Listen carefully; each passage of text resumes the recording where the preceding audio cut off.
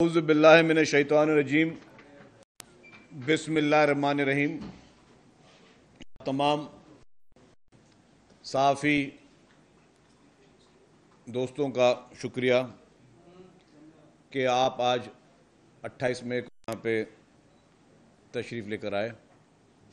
آج کا دن ویسے ہی پاکستان کی تاریخ میں نہایت ہی ایک اہم دن ہے۔ آج کے دن پاکستان میں ایٹمی دھماکے کیے تھے، اور وہ ایٹمی دھماکے اس لیے کیے گئے تھے کہ پوری دنیا کو بتایا جائے کہ پاکستان نہ ہی کمزور ہے، پاکستان ایٹمی طاقت ہے، تو کوئی بھی دنیا کا ملک پاکستان پہ میلی آنکھ سے نہیں دیکھ سکتا۔ اور اس پوری ایٹمی ٹیکنالوجی کا خالق، اس ایٹمی ٹیکنالوجی کا بانی، اس ایٹمی ٹیکنالوجی کا اب الحمدللہ پاکستان کی دفاعی صلاحیت کسی بھی بڑے ملک سے کم نہیں ہے۔ اور یہ پورا کریڈٹ، جس طرح میں نے کہا کہ میرے قائد شہید ذوالفقار علی بھٹو صاحب کو جاتا ہے، اور اس کی قیمت انہوں نے بہت بھاری ادا کی۔ وہ قیمت نہ صرف انہوں نے ادا کی، پورے ان کے خاندان نے، بھٹو فیملی نے اس ملک کو ایٹمی طاقت بنانے کی قیمت ادا کی، جس سے پوری دنیا پاکستان سے خائف تھی۔ تو پہلے تو آج کے دن کے حوالے سے میں نے کہا کہ آپ لوگوں کو بتاؤں کہ ہماری نوجوان نسل کو معلوم ہونا چاہیے کہ جو بانی ہوتا ہے، جس کا ویژن ہوتا ہے، وہی جو ہے اس کا کریڈٹ بھی اسی کو جاتا ہے، اور وہ ہے ڈیفینیٹلی شہید عوام شہید ذوالفقار علی بھٹو صاحب۔ دوسری بات، آپ کو آج مدعو کرنے کا ایک اور مقصد بھی یہ تھا کہ آپ نے دیکھا ہوگا کہ کل ایک سوچی سمجھی سازش کے تحت ایک شخص جو کہ صرف 6-7 ماہ ہوئے ہیں جیل میں بیٹھا ہے، 8-9 مہینے ہو گئے ہیں شاید، اور جیل میں بیٹھ کر جسے عوام کے سامنے کہا جاتا ہے کہ قید و بند کی صحبتیں ہیں، اور وہ یہ عجیب و غریب قید و بند کی صحبتیں ہیں کہ جیل سے بیٹھ کر وہ شخص، اس کے انٹرویو بھی چل رہے ہیں، جیل میں بیٹھ کر اس شخص کے آرٹیکلز بھی غیر ملکی جریدوں میں گوسٹ آرٹیکلز بھی چھپ رہے ہیں، اور جیل میں بیٹھ کر وہ شخص جو ہے وہ ٹویٹر پہ میسیجز بھی دے رہا ہے، اور وہی شخص جیل میں بیٹھ کر حکومتیں بھی بنا رہا ہے، ٹکٹیں بھی دے رہا ہے۔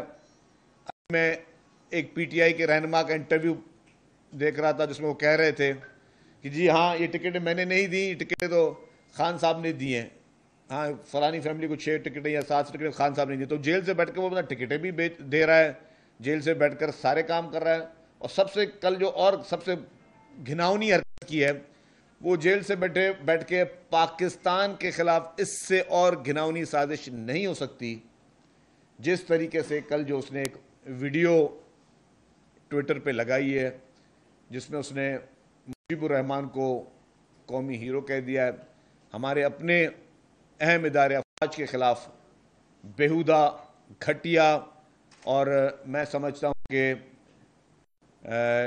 گمراہ کن جو ہے وہ حقائق پیش کر رہا ہے۔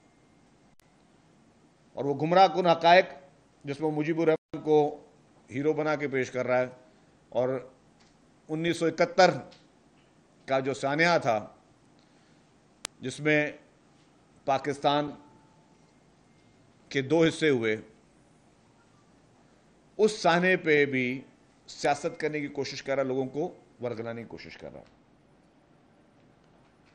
تو میں سمجھتا ہوں، اور میں پہلے کہتا تھا، شاید میری بات سب سے جونیئر سمجھ کے سب نے اگنور کی، میں کہتا تھا کہ اس کی لڑائی، عمران خان کی لڑائی جو ہے وہ پیپلز پارٹی سے نہیں ہے، پی ایم ایل این سے نہیں ہے، کسی اور پولیٹیکل پارٹی سے نہیں ہے، کسی جرنل سے نہیں ہے، کسی ادارے سے نہیں ہے، اس کی لڑائی پاکستان سے ہے۔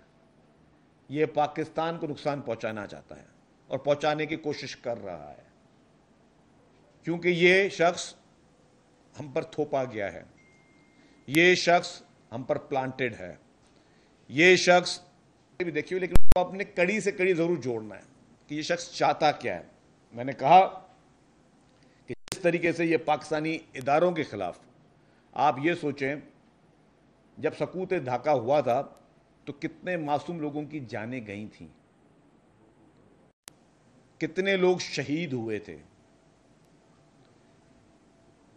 اس کو جس طریقے سے ان حقائق کو توڑ بتوڑ کر اور غلط قسم کا ایک سٹوری بیچنے کی کوشش کی جا رہی ہے اور اس کا ذمہ دار مختلف لوگوں کو ٹھہرایا جا رہا ہے.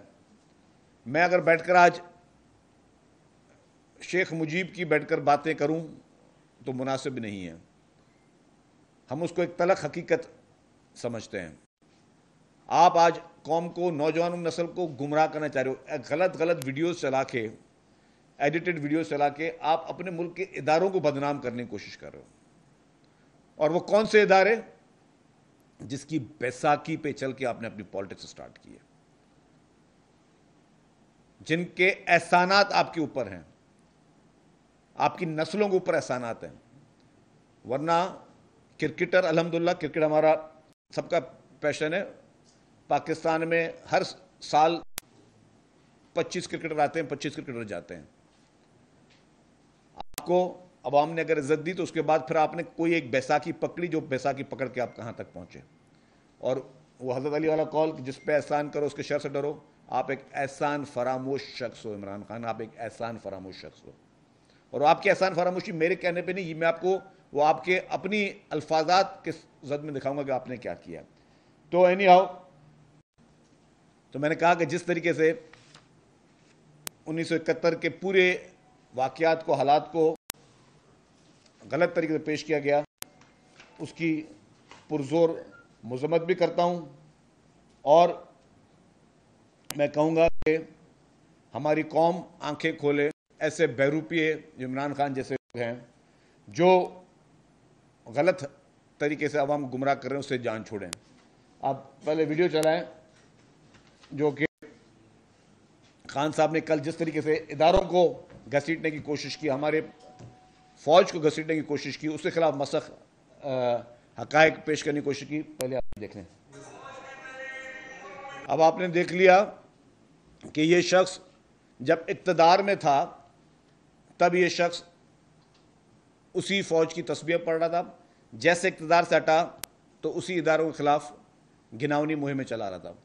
اس نے اپنے جو ہم نے کلپ دکھائے اس میں اس نے پولیس کو دھمکیاں دیں، ججز کو، جوڈیشری کو دھمکیاں دی ہیں.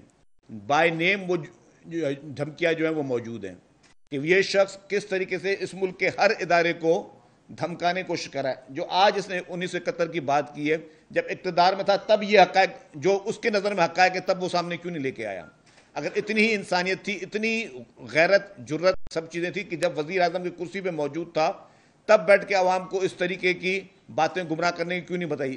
کیونکہ یہ صرف بلیک میل کرنے کا طریقہ ہے آپ کے اداروں کو کہ یا تو میرے کہنے پہ چلو، اگر میرے کہنے پہ نہیں چلو گے پھر ہم آپ کے ساتھ کیا کریں گے.